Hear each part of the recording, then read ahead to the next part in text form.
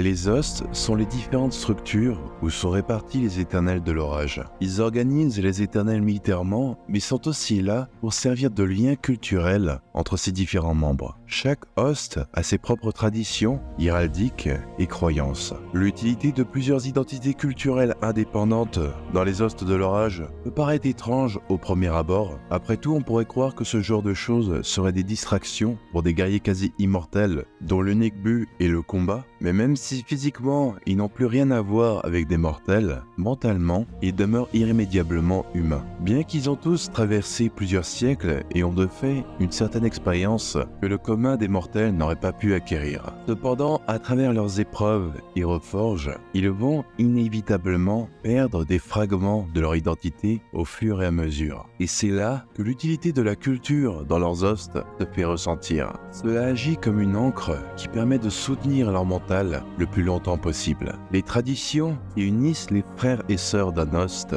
ont pour effet de créer une sorte de deuxième famille pour eux. Ils se rattachent tous ensemble autour d'une identité commune, alors que la leur s'efface peu à peu. C'est d'ailleurs possible que cela a toujours été l'intention de Sigmar lui-même lorsqu'il les a répartis dans ces différentes structures. Il est même arrivé qu'il fasse en sorte que tous les membres d'un Oste soient originaires d'une même tribu ou d'une même nation, sans doute afin de renforcer leur sentiment d'appartenance et d'unité. Une force que le dieu roi ne connaît que trop bien, lui-même ayant lui aussi appartenu, lorsqu'il était mortel, à une tribu, celle des Umborgen. La plupart des Ostes de l'orage comprennent maintenant entre 5 et 10 000 guerriers, même si à la base de leur création, ils n'étaient absolument pas aussi vastes. La demande des forces des éternels n'a fait qu'augmenter depuis les premières frappes, ce qui fait qu'énormément de nouveaux éternels ont dû être créés depuis. Entre 5 000 et 10 000 guerriers par Oste peut paraître assez peu, mais comme on l'a dit plus tôt, la plupart de ces guerriers ont plusieurs siècles d'expérience et ils ont aussi l'énergie de l'orage et d'après certaines croyances, un fragment du dieu roi en eux qui leur donne à chacun individuellement la force de plusieurs dizaines de mortels. Il y a aussi bien sûr le fait que ces guerriers peuvent revenir après être tombés au combat et donc le nombre des Ostes reste plus ou moins toujours constant, même si on commence à pleinement réaliser que cela a une limite avec les chambres de la perdition, qu'on abordera un peu plus après lorsqu'on parlera des chambres des Ostes. Tous les éternels sont donc répartis dans différents Ostes, chacun sous le commandement d'un seigneur commandant, à l'exception tout particulière du cercle fermé de Sigmar. Les éternels n'ont soit jamais appartenu à un Oste ou n'y appartiennent plus vraiment, et au lieu de cela agissent directement sous l'autorité du dieu roi lui-même et accomplissent chacun des missions vitales qu'il aura lui-même confiées. On ne connaît pour l'instant que 3 de ces éternels élus. Il y a bien sûr le Célestant Primus, le premier des éternels, la colère du dieu roi, l'ange vengeur d'Azir, et celui qui s'est vu confier le Galmaraz, le marteau divin du dieu roi. Contrairement aux autres, on ignore tout de son ancienne vie de mortel. Certains pensent qu'il a été un ancien et noble seigneur, peut-être même l'un des anciens porteurs du Galmaraz, comme l'empereur Karl Franz de l'Empire du Vieux Monde. D'autres pensent que comme le corps du Célestant était inanimé jusqu'à ce que le Galmaraz soit mis entre ses mains, il se pourrait qu'il soit l'esprit du marteau divin lui-même, utilisant ce corps comme un vaisseau. Quoi qu'il soit, tous les seigneurs commandants de chaque Oste sont sous son autorité et celle de Sigmar. Lorsqu'il part au combat aux côtés des autres éternels de l'orage, il arbore les couleurs de leurs Ostes. Deuxième de ses élus est Indrasta, l'ange céleste, la chasseresse de Sigmar. Pour beaucoup, elle est un signe annonciateur de la ruine à venir. Elle a chassé et tué de nombreux monstres qui terrifiaient les mortels, certains même d'anciens dieux animaux. Durant sa vie de mortel, elle a fait partie d'une tribu de Glur, le royaume de la bête. Et durant l'âge du chaos, elle a unifié nombre de tribus des terres ambrées de Glur, même des chevaliers vampires des Ascroga Renkai, dont faisait partie à l'époque Lokavai, la future mère des cauchemars et créatrice de la dynastie des Avengori, avec laquelle Indrasta avait d'ailleurs une relation très proche, dont la nature n'est pas tout à fait connue. Son alliance a fait face à une armée dirigée par un roi démon de cornes, Doombride. Malgré leur valeureuse résistance, l'armée du démon a fini par les acculer et Indrasta leur fit face seul afin de permettre à son peuple d'évacuer vers Azir, le royaume des cieux. Dans son combat contre le roi démon, Indrasta fut brisée en deux, mais eut tout de même la force de planter sa lance dans son flanc. Là, elle pria à Sigmar de les annihiler, elle et lui. Et d'après les histoires, Sigmar exauça son souhait et fit abattre un éclair suprême. Il pulvérisa tous deux et emporta Indrasta vers les cieux. Pendant 12 semaines, le dieu roi reforgea Indrasta en canalisant l'énergie des lunes de Gur à l'intérieur d'elle. La lance céleste lui fut confiée, la sœur d'acier, Tengavar, qui était la lance que le dieu roi a forgée après avoir perdu le Galmaraz. Et donc, confier ses armes à ses élus semble être un thème récurrent. Lorsqu'elle est lancée, cette lance traque inlassablement sa proie et percerait inévitablement son cœur, pour ensuite revenir vers la main de sa porteuse. Parmi les mortels, Indrasta a une réputation assez morbide. Beaucoup pensent qu'elle retire une froide satisfaction de ces massacres. Et la réalité est que c'est en partie vrai. Elle a même d'ailleurs utilisé des populations de mortels comme appât contre des monstres. Mais dans les faits, en tuant ces monstres, elle a aussi sauvé tous ceux qu'ils auraient pu massacrer. Au fur et à mesure des siècles, elle a abattu nombre de créatures légendaires. Parmi son tableau de chasse figure le dragon empereur d'Imirlok, un seigneur de guerre gorgon, Argos le briseur, et plus récemment un dieu animal nommé Tiatzolmal, le géniteur des kraken. 3 créatures lui ont cependant échappé à maintes reprises. Son némésis, le roi démon Doombride, Krakenrock, le père des dragons Ogor, et enfin Kragnos, le dieu des séismes et la fin des empires. Et enfin, le 3e élu connu est Aeonus Idborn, le gardien des âmes égarées. On le connaît déjà depuis un certain temps, il a fait partie des toutes premières frappes des Éternels de l'Orage, où il servait en tant que seigneur relictor au sein de l'host des marteaux de Sigmar. Durant sa vie de mortel, il était un prince des principautés d'améthyste de Shaish, nommé Éonide Vendenst, ce qui en fait d'ailleurs un parrain éloigné des chasseurs de sorcières Galen et Dolaria Vendenst. Le fief d'Aeonus osa se rebeller et mener une guerre impossible à Nagash, quand il entama la conquête de leur sous-monde. Pour le courage de son insurrection, Sigmar en fit le premier seigneur relictor. Aeonis combattit un temps pendant la guerre des portes aux côtés de Vordus Hammerend. Néanmoins, avec le temps, l'indépendantisme d'Aeonis a repris sur lui et il a souvent employé des méthodes peu conventionnelles pour exécuter la volonté de Sigmar. Parmi l'un de ses exploits les plus douteux aura été de s'allier à la reine Valkia, la sanglante, pour faire face à des démons de Norgul. Il est éventuellement parti seul à Shaish afin de trouver un remède au défaut de reforge des Éternels de l'Orage. Là-bas, il rencontra Ktorak, un draconide, et établit une amitié avec lui. Ktorak est probablement le 3e draconide le plus vieux, après Krondys et Karazai. Ce qui est dû au fait qu'il a vécu pendant de longues années à proximité du nadir de Shaish, ce qui a eu pour effet de le faire vieillir plus rapidement. Il est resté longtemps perdu à cet endroit car il recherchait le sous-monde perdu de son peuple. Leurs recherches pouvant converger, Aeonus et Ktorak ont décidé de s'allier et de poursuivre le même chemin. Éventuellement, un jour, le dieu roi a rappelé Aeonus pour lui confier un objectif supérieur. Il a maintenant échangé son armure dorée contre une armure noire qu'on peut voir généralement sur les enclumes de l'Eldanhammer et est connu pour avoir une voix résonnante et sépulcrale qui serait due aux maintes forges qu'il a déjà traversées. À présent, il intervient au milieu de différents champs de bataille aux côtés des Éternels de l'Orage afin de repérer et d'emmener les Éternels les plus diminués et ayant atteint leurs limites vers les citadelles mornes où ils entreront dans la chambre de la perdition. Aeonus se vit confier la masse sacrée de Sigmar. Non, cette fois-ci, c'est juste une masse cette fois. Il y a aussi 2 autres membres connus du cercle fermé de Sigmar, qui sont Karazai le balafré et Krondys le fils de Dracosion. Leurs plus jeunes semblables draconites font aussi partie des hostes de l'orage, car ils comptent reprendre ensemble l'ancienne terre pour rebâtir l'ancien empire draconite. Les mortels qui voient les éternels les chevaucher voient en cela un symbole de l'union entre Dracosion et Sigmar. Voilà donc pour le cercle fermé de Sigmar. Juste en dessous se trouvent les seigneurs commandants de chacun des hostes. Et sous leurs ordres se trouvent des seigneurs qui commandent différentes chambres. Chacune de ces chambres sont spécialisées dans divers domaines du champ de bataille. Elles sont classifiées dans différents types. Les chambres de frappe réunissent les chambres des guerriers, des émissaires et des paragons. Ce sont généralement les chambres qu'on envoie dans les batailles directes pour libérer des terres et tenir des positions. Ces chambres sont composées de différents conclaves qui représentent différents rôles au combat. On peut facilement les reconnaître par rapport aux symboles qu'ils ont sur leurs épaules ou par rapport à leurs armements. Les conclaves Angelos ont généralement des symboles de comètes et vont généralement réunir des éternels ailés comme les prosécutors. Les conclaves paladins sont symbolisés par un croissant de lune et sont généralement des éternels massifs et équipés d'armes lourdes dévastatrices. Parmi ce conclave, on peut par exemple trouver les Annihilators. Il y a aussi les conclaves rédempteurs, symbolisés par un éclair qui réunissent bien souvent l'infanterie principale qui doit tenir la ligne, comme les Liberators. Et enfin, le dernier conclave qu'on peut trouver parmi ces chambres spécifiques sont les conclaves Justicars, qui réunissent les Stormcast dotés d'armes de tir, comme les Judicators. Le deuxième groupe de chambres est celui des chambres de la tempête.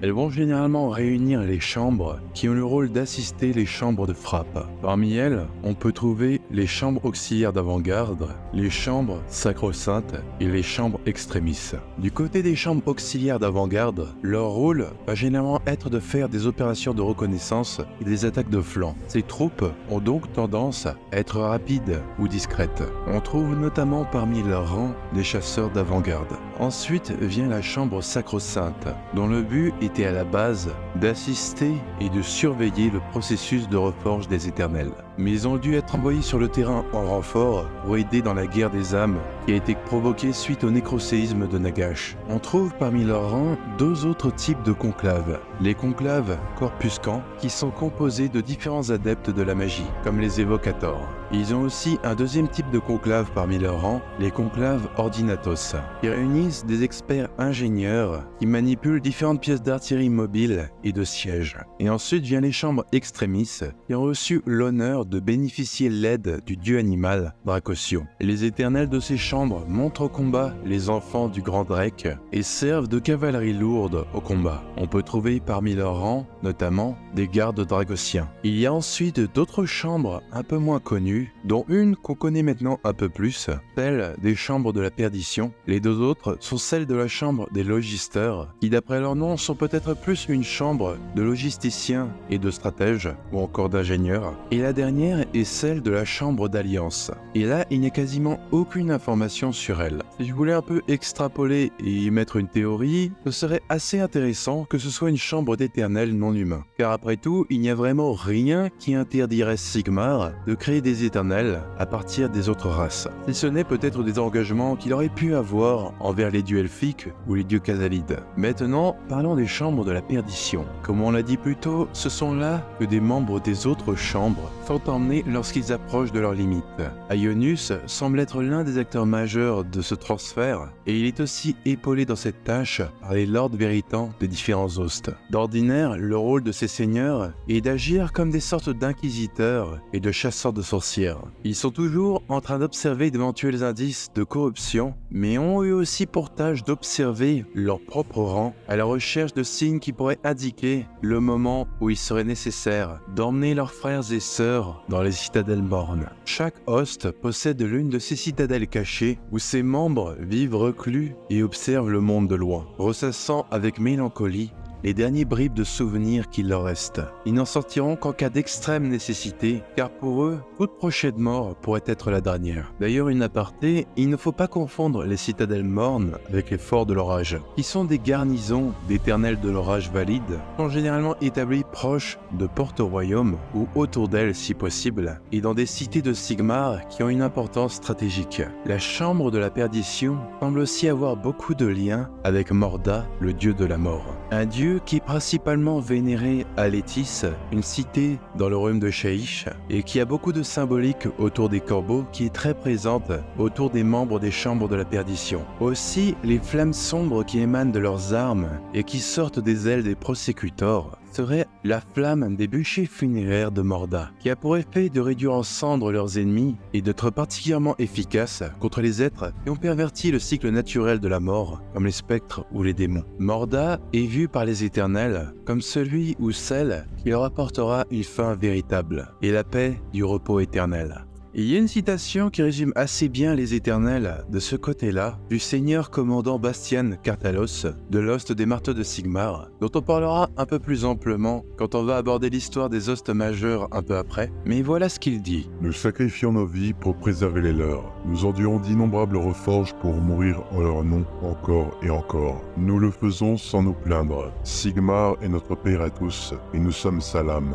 Même si elle s'émousse, et si on le répare tant de fois qu'il ne reste plus une once de l'acier originel. Elle a une mission à accomplir. En dépit des ombres qui menacent de s'emparer de nous, nous poursuivons la lutte. Ça fait vraiment réaliser que les éternels sont un peu l'équivalent de l'expérience philosophique du bateau de Thésée. Un bateau qui est restauré au fur et à mesure des années et dont toutes les parties sont remplacées progressivement, et au bout d'un certain temps, le bateau ne contient plus aucune de ses parties d'origine. La question est alors de savoir s'il s'agit du même bateau ou d'un bateau différent. Et les éternels sont un peu face à cette même situation, si ce n'est qu'ils ont probablement pleinement conscience qu'ils ne sont plus le bateau d'origine. Mais ils se questionnent beaucoup sur ce qui peut leur arriver après leur dernière mort, qu'ils surnomment l'ultime seuil. Comme on l'a dit plus tôt, certains pensent que Morda leur accorde le don du repos éternel. Mais en fonction des hostes de leur âge, les croyances sont différentes. Certains sont persuadés que leurs âmes se réincarneront à l'intérieur de bêtes d'Azir. D'autres, qu'elle reviendra fusionner avec l'essence du dieu roi. Et d'autres encore pensent que tout simplement rien ne les attend. À néant, leur âme s'effacera peut-être définitivement. Mais quoi qu'il en soit, aucune âme n'ayant franchi l'ultime seuil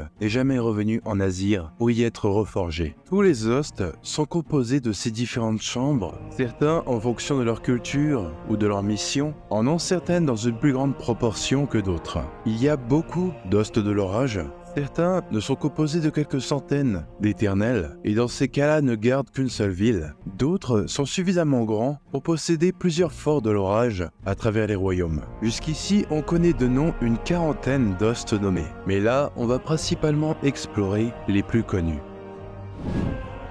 Les marteaux de Sigmar, les héros dorés, les champions du dieu roi, les premiers en lice. De tous les hostes de l'orage, ils sont les plus éminents aux yeux du dieu roi. Il a choisi les guerriers qui se sont sacrifiés dans les actes les plus héroïques pour faire partie de cet hoste. Il est d'ailleurs aussi le premier hoste à avoir été formé. Ce sont aussi eux qui ont fait partie des premières frappes à Aqshy, le royaume du feu, et qui ont établi la cité jumelle d'Amerul, qui a d'ailleurs été nommée en leur nom. Ils disposent aussi de la chambre extremis, la plus vaste de tous les hostes. Ce serait dû au fait que les enfants de Dracosion accordent énormément de valeur à l'honneur et au courage, des valeurs que les marteaux de Sigmar représentent parfaitement. D'après les légendes, ils sont connus pour ne jamais avoir battu en retraite face à un ennemi. Mais cela est peut-être dû aussi au fait qu'ils endossent une certaine responsabilité, car en tant qu'élu favori du dieu roi, implique aussi que s'ils venaient à connaître la défaite, la confiance et la foi en Sigmar pourraient être diminués aux yeux des mortels. Mais tous ces actes de bravoure ont aussi pour conséquence que leurs guerriers sont parmi ceux qui ont le plus de poids été reforgés de tous les autres hostes. Absolument tous les marteaux de Sigmar sont morts au moins 2 à 3 fois, ce qui pourrait aussi vouloir dire que leurs citadelles mornes sont aussi les plus vastes. Parmi les membres les plus connus, il y a bien sûr Ionis Cridborn, dont on parlait tout à l'heure, le seigneur célestin Vandus Hammerend, qui s'est opposé maintes fois à Korgoskul, le seigneur de la marée de sang de Korn, mais il a récemment atteint sa limite et a été mené dans les citadelles mornes pour rejoindre les chambres de la perdition. Il y a aussi Astrea Solbright, une seigneur arcanum de la chambre sacro-sainte. Comme beaucoup de membres de son ordre, elle cherche depuis longtemps un remède aux défauts de la reforge des éternels. Elle a récemment été très proche d'une découverte pendant les croisades Éophore, mais elle a été envoyée à Azir après avoir été tuée par Ushuran lui-même, le mortarque de l'illusion. Il y a aussi Nyx Cernoir, une chevalière Zéphyros qui est l'une des meilleurs assassins de Sigmar. Et enfin, il y a le seigneur commandant de tout l'host des marteaux de Sigmar, Bastian Kartalos, le fils du tonnerre. Bien qu'il ne soit pas le premier éternel, on dit qu'il est aux côtés de Sigmar depuis peut-être plus longtemps que n'importe qui d'autre, car il s'est battu à ses côtés alors qu'il n'était encore qu'un mortel à la bataille des cieux brûlants. Lui et sa tribu se sont interposés contre Archaon pour permettre à Sigmar de battre en retraite à Azir après la perte du Galmaraz. Bastian survécut miraculeusement à cet affrontement et réussit tout de même à rentrer au royaume des cieux et fut le dernier à franchir les portes d'Azir avant qu'elles ne soient scellées. On raconte que son corps était alors à moitié brisé à cause des coups qu'il avait subis de Dorgar, la monture d'Archaon. Pour sa bravoure, Sigmar fit appel à Skjordamar, qui serait le 9e éclair suprême d'Azir, afin de reforger celui qui deviendra le seigneur commandant. Mais cela n'aurait pas suffi à le soigner entièrement. Sous son plastron se trouverait un vide à la place de sa poitrine, rempli par un vortex de foudre. Après cela, Bastian dirigea la purge d'Azir avec les premiers marteaux de Sigmar. Depuis le début de la reprise des royaumes, il est resté à Azir pour coordonner les efforts de guerre. Mais depuis le début de l'ère de la bête, il a recommencé à commander directement sur le champ de bataille. Les chevaliers sanctifiés, les pieux, les sauveurs d'argent, les âmes gardiennes. Ces éternels en armure d'argent sont les plus fervents fidèles de Sigmar. Leur pureté est telle qu'ils sont réputés incorruptibles. Il n'y aurait aucune souillure qui ne pourrait endurer au nom du dieu roi. Leur cri de guerre célèbre est aussi assez représentatif, seuls les pieux. Malgré cette réputation, les âmes de cet host ne sont ni les plus belliqueuses, ni les plus douées pour la stratégie. Et peu de ses membres avaient été des guerriers durant leur vie de mortel, mais étaient à vrai dire majoritairement des religieux, des guérisseurs et des enseignants. Et nombre d'entre eux ont été suffisamment courageux pour se sacrifier pour les autres, malgré le fait qu'ils n'étaient pas des combattants. C'est sans doute pourquoi ces éternels sont connus pour être parmi les plus bienveillants envers les mortels. Les chevaliers sanctifiés ont été très présents à Ghyran et se sont même battus aux côtés d'Alarielle, la reine éternelle, et les Sylvanès, avec qui ils ont établi une forte alliance. Ces éternels sont d'ailleurs aussi connus pour vénérer à la fois Sigmar et Alarielle. Le polythéisme est assez courant parmi les hostes et les cités de Sigmar, car le dieu roi préside sur un panthéon. Les chevaliers saints ont aussi accompli l'exploit de pénétrer dans le jardin de Norgul, dans le royaume du chaos, et d'en revenir. Depuis le début de l'ère de la bête, certains de leurs membres ont commencé à entendre les voix de Sigmar. Cela dit, ceux qui le prétendent ont été reforgés le plus grand nombre de fois. Cela a provoqué certains de leurs pèlerins, voire parfois des chambres entières, à partir dans des campagnes sans but stratégique. Cela dit, à de maintes occasions, cela a conduit les chevaliers sanctifiés à défaire des menaces avant même qu'elles n'aient eu le temps de se manifester. Parmi les éternels de cet host les plus connus, il y a le chevalier Azyros Tornus le Repenti, qui a été anciennement un guerrier d'une tribu de Ghyran qui a combattu férocement contre les forces de Norgul durant la guerre de la vie. Il a cependant été capturé par ces derniers et jeté dans une fosse où il a souffert le martyre pendant 77 jours, et aux portes du désespoir, il a fini par accepter de rejoindre Norgul. Il a par la suite été vaincu par le Célestin Prime, son âme repentie a été pardonné et Sigmar a fait de lui un éternel de l'orage. Tornus et les autres repentis sont des cas assez intéressants qui laissent entrevoir la possibilité de rédemption pour les mortels qui se sont soumis au chaos. Un autre membre de l'Ost très connu est le seigneur célestin Gardus Âme d'Acier. Il a notamment fait partie de chevaliers saints qui ont pénétré dans le jardin de Norgul et a aussi combattu pour protéger Alarielle, la reine éternelle. Plus récemment, il a aussi combattu Brod, le roi des méga-gargants, pour protéger la croisade partie d'Amorol Gira, qui a par la suite établi la nouvelle cité de Vert-de-Gris. De par ses nombreux accomplissements, beaucoup de mortels le voient comme un saint et une forteresse des chevaliers saints a été établie en son nom, le fort Gardus. Cette adoration envers lui s'étend même à ses compagnons éternels et beaucoup désirent qu'il devienne le nouveau seigneur commandant des chevaliers sanctifiés. Les vengeurs célestes, les ivres de haine, l'ouragan de l'âme. Cet host est constitué des éternels qui ont la haine la plus pure envers le chaos. Sigmar a sélectionné parmi leurs rangs les âmes des mortels qui l'ont appelé non pas pour leur salut ou pour l'espoir, mais pour la vengeance, pour une infime chance de pouvoir, ne serait-ce qu'une seule fois, cracher au visage des dieux sombres. Ces éternels ne sont plus que haine et violence. Il n'y a aucune forme de subtilité dans leur façon de combattre, si bien qu'on les compare souvent à une tempête de lames. D'ailleurs, la plupart des guerriers de cet host n'utilisent pas de marteau, mais préfèrent à la place les lames, car ils les jugent plus aptes à exprimer leur colère. Certains d'entre eux rendent hommage à une autre entité en plus de Sigmar.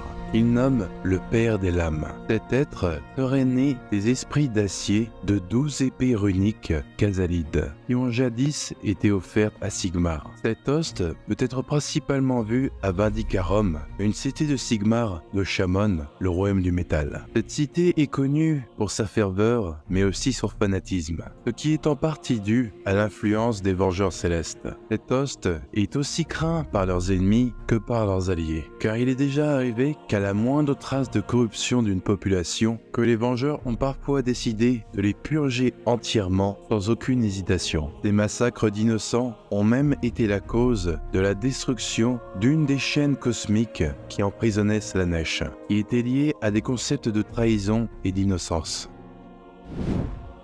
Les enclumes de l'Eldenhammer, les anciens, les fils sépulcraux, les guerriers en armure noire, sont extrêmement liés à Shaiish, le royaume de la mort. Car contrairement aux autres éternels, dont les âmes appartenaient à des mortels tombés au combat, les âmes des enclumes appartenaient à des morts qui ont été arrachés de leur après-vie et de leur repos éternel. Et même, certains de ces anciens morts seraient originaires de l'ancien monde. Le fait que ces éternels ont longtemps été morts leur donne une relation particulière avec elles, ce qui leur octroie une sorte de résistance aux effets secondaires de leur forge, bien qu'ils aient la plupart une apparence quelque peu macabre, même ceux qui n'ont encore jamais été reforgés. Nombre de ces éternels partagent une défiance envers Nagash, opposant à sa domination sur les morts et les après-vies. Cette opposition les a menés à vénérer Morda, le dieu de la mort dont on parlait précédemment, qui s'est lui aussi opposé à Nagash durant sa conquête de Shaiish.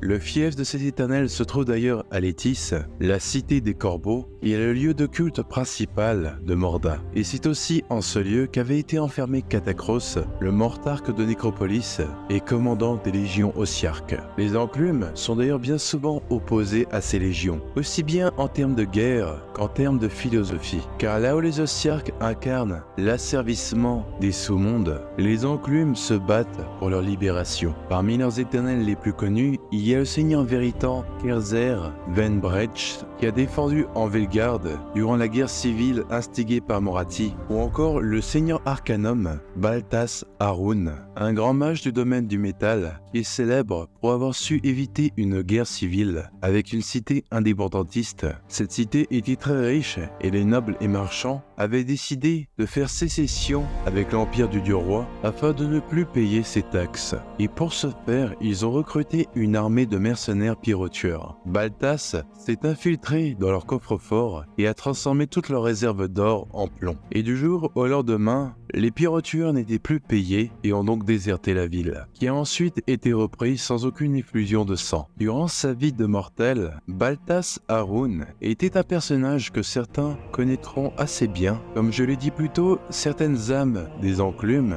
sont originaires de l'ancien monde, et Baltas Harun n'était autre que Balthazar Gelt, le dernier patriarche suprême des 8 collèges de magie de l'Empire. Les chevaliers Excelsior, les saints destructeurs, les exécuteurs blancs, les annihilateurs, ces éternels en armure blanche appliquent un châtiment implacable à quiconque ose défier le dieu roi. Ils peuvent un peu faire penser aux Vengeurs Célestes sur certains points, mais là où ces derniers laissent libre recours à leur colère et prennent satisfaction dans ce qu'ils font, les chevaliers Excelsior n'ont aucun plaisir positif ou négatif. Ils ne s'autorisent aucune satisfaction comme ils ne s'autorisent aucune pitié. Ils sont froids et impassibles. Pour eux, purger les mortels à la moindre dissension ou la moindre transgression qui pourrait mener à une corruption future est comme couper une mauvaise herbe avant qu'elle ne se propage. Car à leurs yeux, c'est la faiblesse des mortels qui est la source des plus grandes atrocités qui ont eu lieu. Les membres de Lost suivent les préceptes d'un de leurs membres, nommé le Seigneur Scintillant, le plus inflexible et éminent d'entre eux. D'après son dogme, chaque éternel est un maillon dans la chaîne du devoir,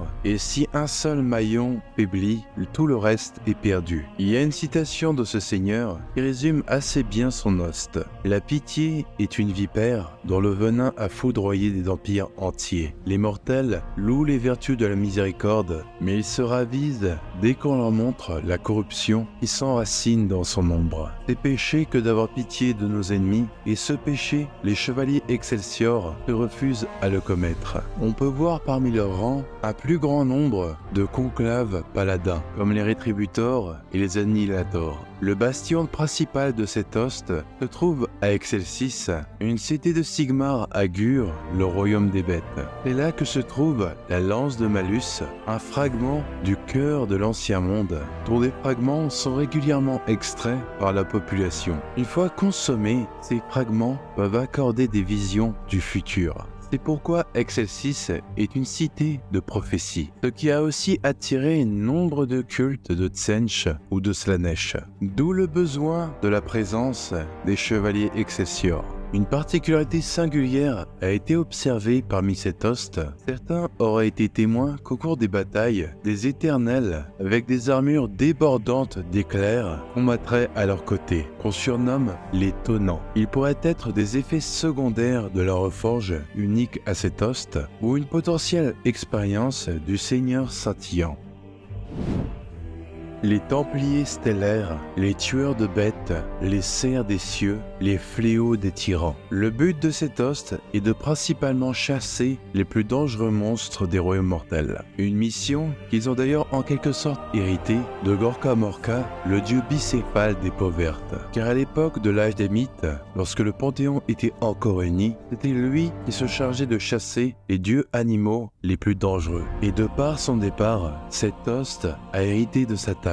La plupart de ses membres étaient d'ailleurs d'anciens membres de tribus de Gur. De par leurs origines, la plupart des Templiers stellaires ont une apparence assez sauvage. Ils ont notamment souvent la peau tatouée de tatouages primitifs. Ils ont une réputation de barbares parmi les éternels et les mortels, mais ils sont aussi renommés pour leurs instincts de traqueurs, ce qui fait que leur hoste a tout naturellement une plus grande proportion en chambre auxiliaire d'avant-garde. Après avoir tué un monstre, ils ont pour tradition de conserver sa tête afin de orner les murs de leur salle des trophées, à l'intérieur de leurs nombreuses loges forts bâties à travers les étendues sauvages de Gur. Comme d'autres hostes, ces éternels vénèrent d'autres divinités que Sigmar, même si celles des Templiers sont un peu plus primitives. Ils vénèrent les mêmes animaux totémiques que vénéraient leurs anciennes tribus, comme Ursricht, l'ours blanc, qui d'après leurs croyances pourrait prendre la forme d'un homme immense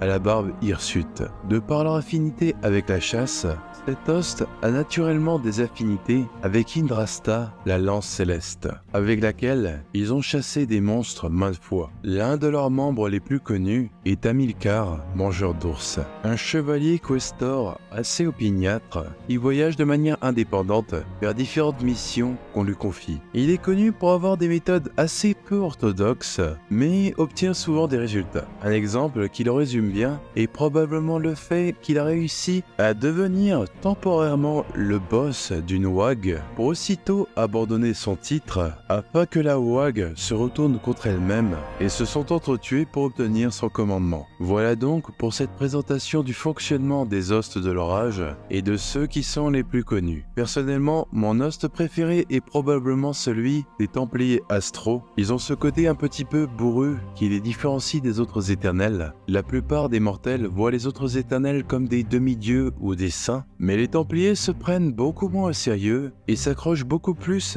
à ce qui faisait d'eux des humains que les autres. Et j'aime aussi bien Hamilcar, c'est un peu le Jack Sparrow des éternels. Vous êtes jamais vraiment sûr s'il a tout prévu depuis le début ou s'il improvise au fur et à mesure. En tout cas, n'hésitez pas à me dire quel host vous avez préféré ou si vous préférez un autre host que je n'ai pas mentionné. Pour une petite mention honorable, il y a aussi quelques hosts que je peux aussi présenter brièvement, comme les Seigneurs de la Tempête, des éternels qui sont principalement constitués d'anciens nobles et seigneurs et qui considèrent que les mortels ne sont absolument pas compétents pour se diriger eux-mêmes. Ou encore les bellicistes célestes qui est composé de nombreux mages et ont des visions de leur mort à venir. J'espère que vous aurez apprécié cette présentation des sous-factions des éternels. Il est un peu plus long que d'habitude, donc je suis curieux de voir si ça vous plaira. Merci d'avoir regardé la vidéo jusqu'au bout, et si le lore AOS vous plaît vraiment et que vous aimeriez en voir plus en français, considérez à soutenir la chaîne par le Tipeee, ou si mes vidéos vous ont donné envie de vous prendre quelque chose en rapport avec AOS ou le Wargame, n'hésitez pas à utiliser le lien partenaire MyHobbyPlace dans la description pour pouvoir avoir des réductions jusqu'à moins 20% et d'une pierre deux coups soutenir la chaîne. Merci d'avance pour votre soutien peu importe sa forme, et à la prochaine.